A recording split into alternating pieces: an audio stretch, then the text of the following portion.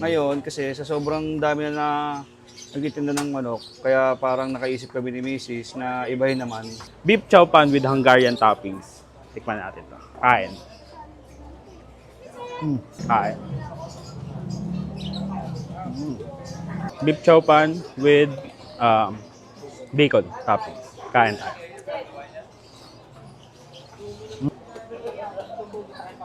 Parang kumakain ng chow pan sa chow. Chow Fan meal for as low as 49 pesos ang na-discover natin ngayon sa Imus, Cavite. Chow Fan na pwede kang mamili from seafood, chicken, o beef chow fan at pwede kang mamili sa sobrang daming option nila ng toppings. Kaya naman samahan nyo ako ngayon sa aking dinayo sa F. Tirona Street, corner Elisa Street sa poblasyon, Imus, Cavite.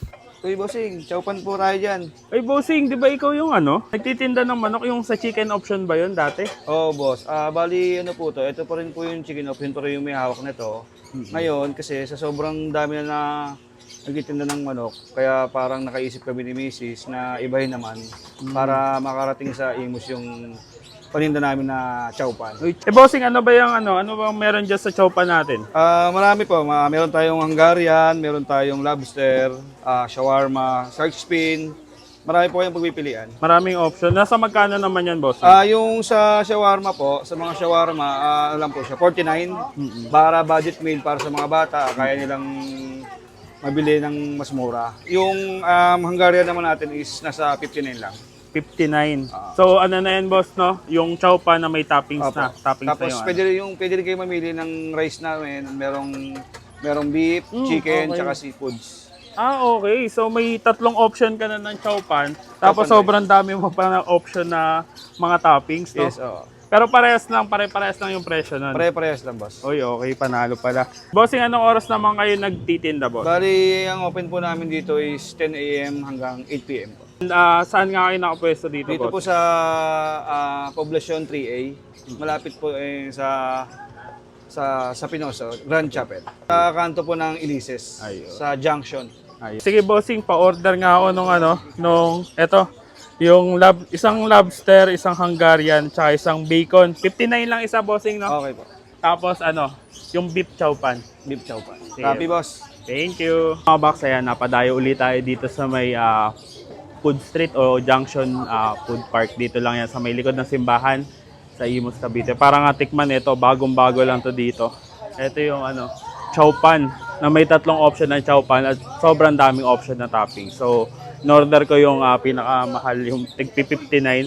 Meron tayong lobster ball, Hungarian at saka bacon. So, tikman na natin to. So mga box, ito yung una natin titikman. Ito yung kanilang Hungarian chow pan. Beef chow pan yung pinili natin para sobrang classic lang niya. Chow pan niya, talagang may laman. Para siyang tapos may mga mixed vegetable.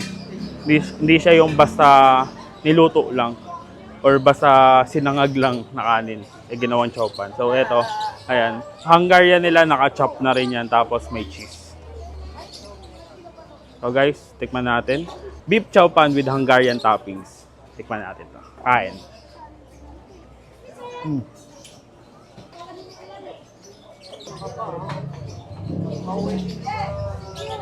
Yung Hungarian. Yan yung mga nabibili sa mga supermarket, ganyan. Tapos yung cheese sauce nila, ang sarap. Bagay na bagay sa Hungarian. Pero ito talaga yung magdadala dito. Yung chow pan. Kita niyo naman, no? Sobrang malaman niya. Ayan. May mga beef, kasi nga beef yung in-order natin. Tapos may mga mixed veggies. At saka sobrang savory, sobrang malasa nung nila, yung chow pan. Kahit chow pan lang, panalo. Ito naman guys, yung kanilang ganun pa rin, beef chow pan pa rin yung in-order natin. Ito naman, may lobster ball. Sobrang mura na nito for only 59 pesos. Ayan. May dalawang lobster ball na hinati sa gitna. Tapos sobrang dami ng serving ng kanilang chow pan. Pare-parehas lang yung serving nila kasi isa lang naman yung lagayan nila. Kain. Lasa nung chow pan. 59 pesos lang.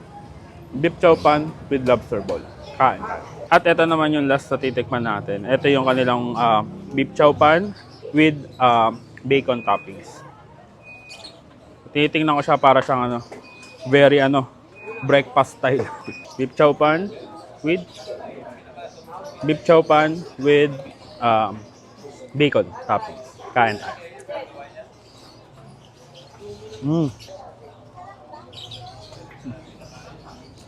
Sobrang nakaka-breakfast talaga yung yung lasa. Sakto lang yung luto nila nung bacon. Hindi siya tostado, hindi siya malutong, sakto lang. Tapos hindi naman siya matigas. Tapos napansin ko din pala, yung chow pan nila, may itlog din pala yan. So sobrang dami, loaded na yung chow pan nila. Tapos murang-mura lang. Parang kumakain ng chow pan sa Chowking. Pero dito mura lang. Affordable na affordable. So yan, paano? Busin ko muna yung mga chow pan na in-order ko. Kung gusto nyo masubukan na yan, dito nga lang sila sa may Junction Food Street. Dito lang yan sa kanto ng Elises sa Poblacion. Sa likod lang sila ng simbahan. Ayan. And open sila araw-araw. So paano? Kita-kit sa susunod kung dadayuhin ko saan may masarap, mura at kakaibang kainan. And don't forget to eat, ride, and grind. Let's go!